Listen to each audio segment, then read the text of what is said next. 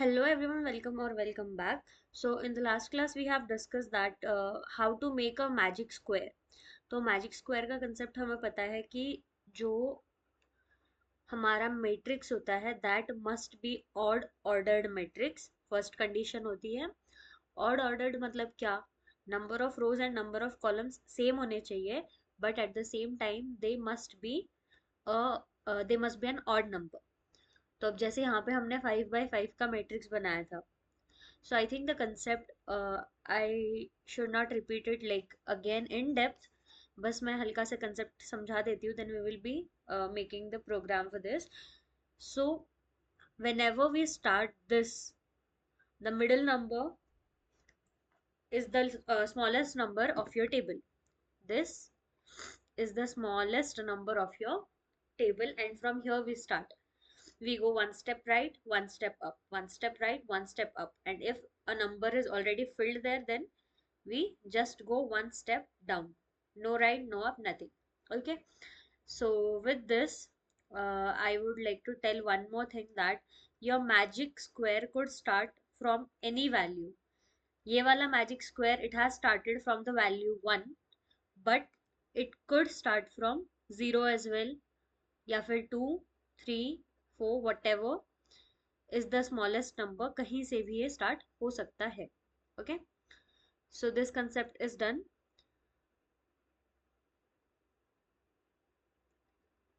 So we will quickly be making the program for this. So program जो है ये मैंने बना के रखा हुआ है. I'll explain step by step what exactly happened and why I have done this. Okay. So the program name is Magic Square, and I have taken a 100 comma 100, that means the matrix of rows 100 and column 100, that is the maximum limit it can reach. Okay. So O and P. I will tell why I have taken this O and P, and then in integers we have defined many variables like N, K, D, first, row, call old.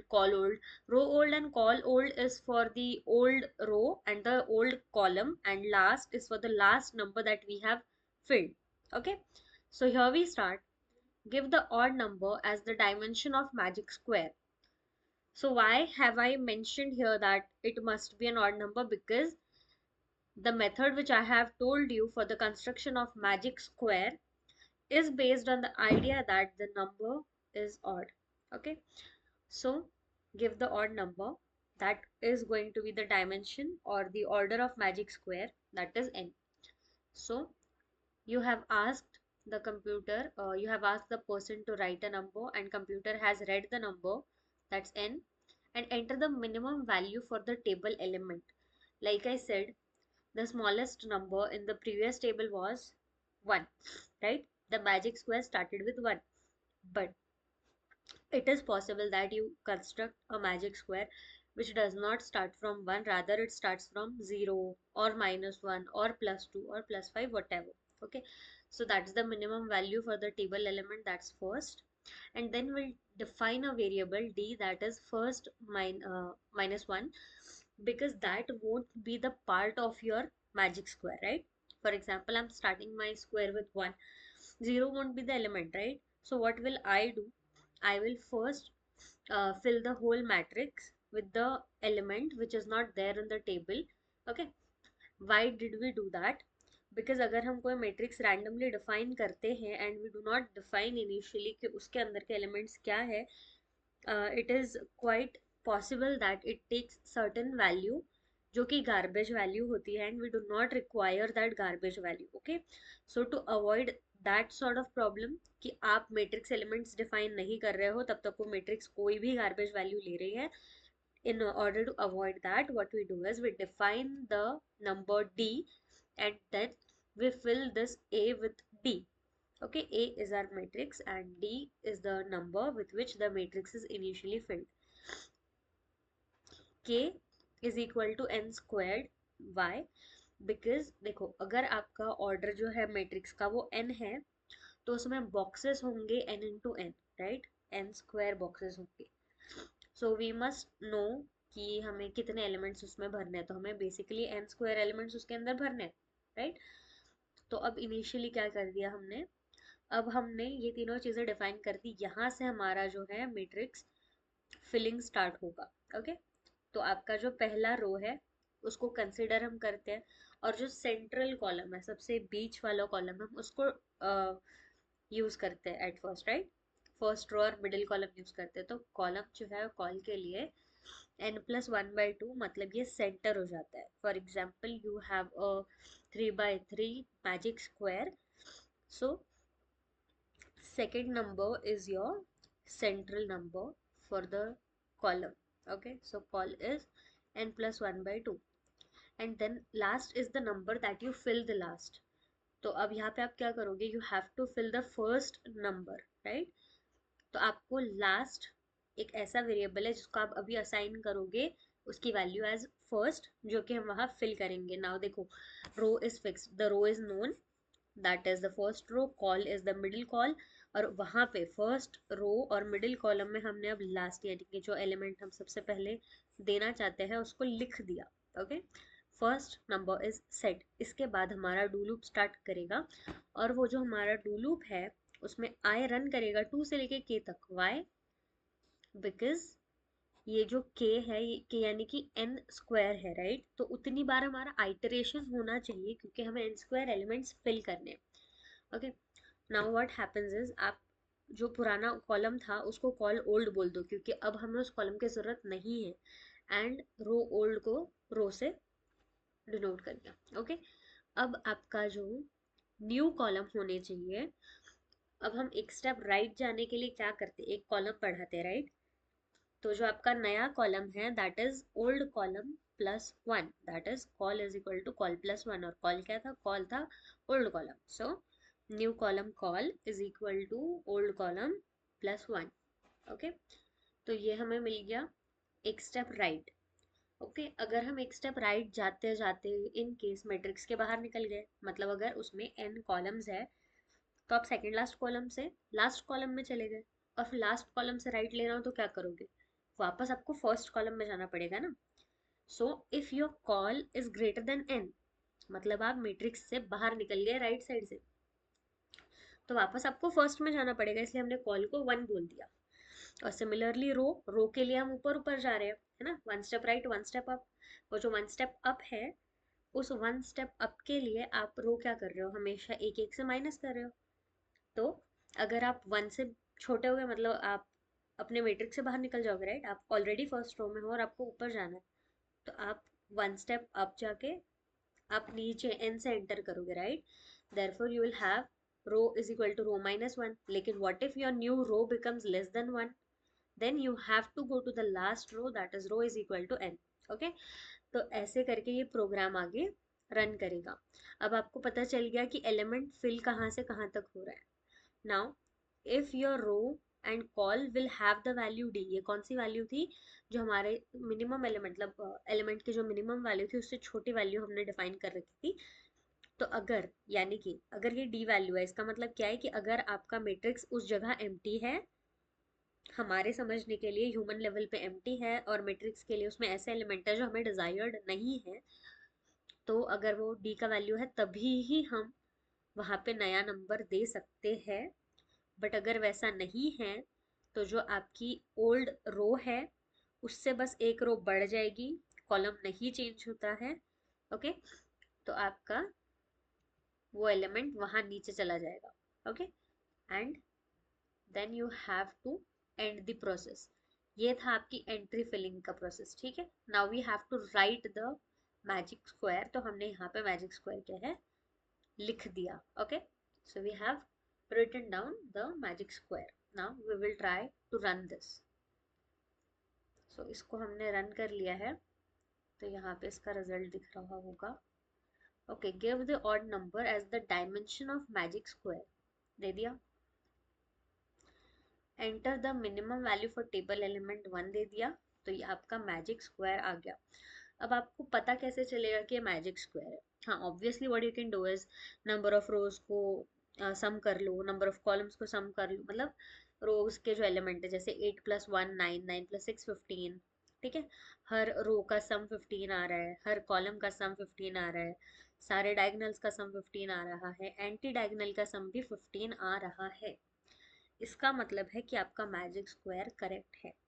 Okay, now what we will do here is we will also write कुछ चीजें, जैसे कि हमारा जो सम क्या है ना। तो आपको अगर लिखना है सम, तो उसके लिए आप क्या डालोगे, मतलब आपको बताना है कि सम ऑफ फर्स्ट रो। तो आप सबसे पहले क्या करो, आप यूजर को बोलो कि राइट, राइट में क्या, कि ऐसी कौन सी रो है जिसका आप सम चेक करना चाह रहे हो। राइट द नंबर ऑफ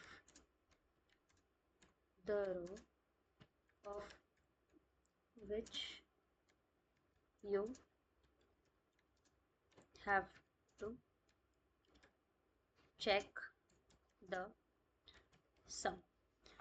या तो आप ये कर सकते हो, तो वो आपको रो नंबर देंगे एंड आप उसका सम चेक करोगे, या फिर वेरिफिकेशन ऑफ मैजिक स्क्वायर, ऐसा करके हम क्या करेंगे, देखो, वेरिफिकेशन ऑफ मैजिक स्क्वायर वो कैसे होगा, सम कर देंगे राइट।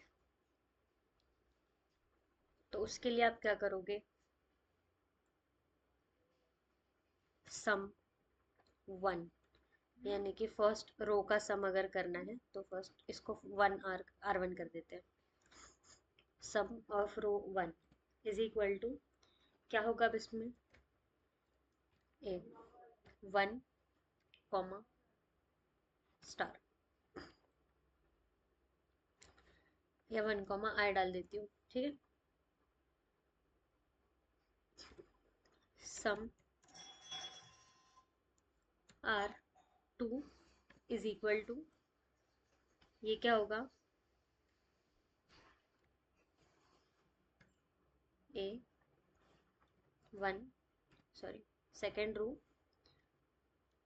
आयत कॉलम, ये भी सारे, ठीक है। और sum R three is equal to A third row I columns, ठीक है। अब इसमें आपको क्या करना है, देखो, ये मैंने सिर्फ ऐसा लिखा तो आपको क्या दिखेगा, आपको वापस से एलिमेंट्स ही लिखे मिलेंगे। So you have to make sure कि ये आपका सम हो। तो इसमें क्या करना है, इसमें हर टाइम आपको प्लस सम आर वन करना है, ठीक है। Sum R one, sum R two के लिए copy plus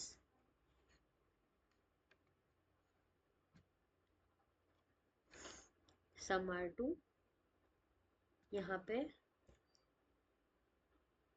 sum R three, ठीक है। और अगर आप पहली बार में जब इसको रन कर रहे हो तो आपको पता होना चाहिए ना कि सम आर वन है क्या, राइट। तो आप पहले पहले जो एलिमेंट है उसको डिफाइन कर दो कि जो आपका सम आर वन है दैट इज इक्वल टू ए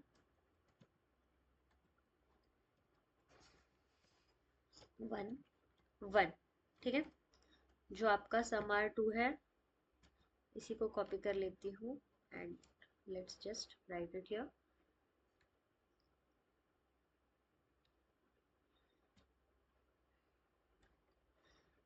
यहाँ पे आएगा हमारा sum R to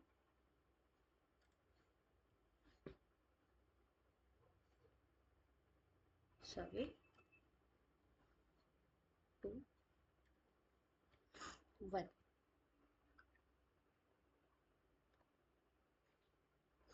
and sum R three है तो थ्री वन, ऐसे करके। अब मैं ये सब क्यों कर रही हूँ, why am I doing this, because जो आपका सम है वो आइटरेशन से होगा, ओके। तो if I am not using Linux तो मुझे ऐसे ही करना पड़ेगा, और if I am using Linux तो उसके लिए अलग तरीका होता है, ठीक है, that I will tell later on जब we will be using that Linux system. Okay, तो यहाँ पे अब हम डू लूप लगा देंगे, बिकॉज हमारा यहाँ पे आई वेरी करेगा, that will be from 2 to n, क्योंकि हमें नहीं पता होगा उस टाइम पे, ठीक है। ये हो गया, और इसको हमने कर दिया एंड डू, ठीक है। तो अब हम ये जो सम r1 r2 r3 इसको हमने यहाँ पे ऊपर डिफाइन ही नहीं किया हुआ है, तो यहाँ पे हम डिफाइन कर देते हैं उसको, सम r1, इसी को कॉपी करके पेस्ट कर देंगे,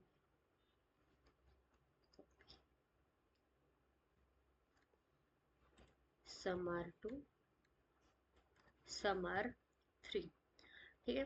और अब हमें पता कैसे चलेगा कि ये हुआ क्या है यहाँ पे, तो we will write it down, ठीक है। क्या करना है, ये तीनों की तीनों चीजों को राइट करना है।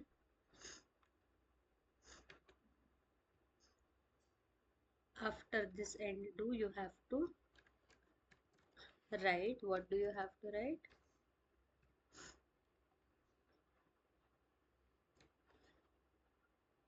you have to write this, and if you have any other idea कि आप इसको कैसे लिख सकते हो, ठीक है, तो you can also do that।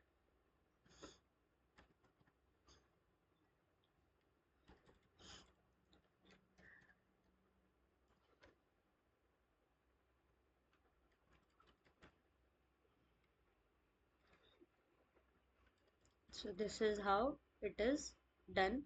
अगर आपको कोई भी स्टेप नहीं समझ में आया है, you can check, you can write down in the comment section, and या फिर if you can contact me personally, you can ask me, so I'll tell कि इसको और कैसे किया जा सकता है, and this will be there in the right statement itself।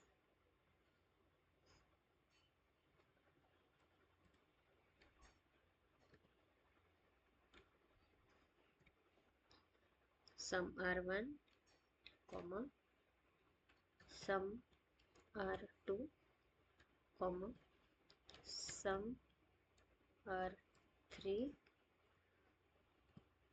is equal to sum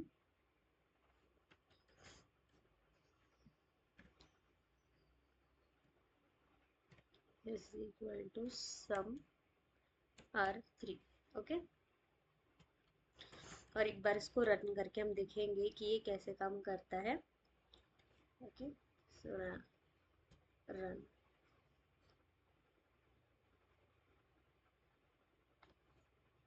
write statement at 1, so there is an error 50,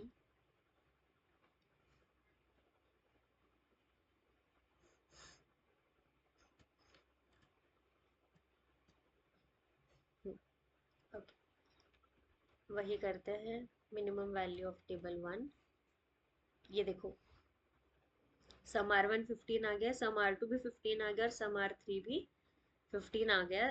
this is how you can do it if you want to do something like this, मतलब जैसे ये 1 2 3 ऐसे vary कर रहा है, right. सो उस जगह पे what you can do is, यहाँ पे आप एक और डू लूप लगा लो, जे वाली डू लूप लगाओ, जे वाली, and very that as well, तो वैसे भी कर सकते हो। So that would make no difference, and आप अपने मैजिक स्क्वायर के प्रोग्राम में लिख सकते हो कि डायगनल्स का सम, रोज का सम, कॉलम्स का सम कैसे करते हैं। Okay, so yeah, that is it for this the program of magic square, and the next program that we are going to take is from numerical analysis. From next classes we are going to start with numerical analysis. The first will be the bisection method, and so on, we will continue with that. So that's it for the day. Have a nice day.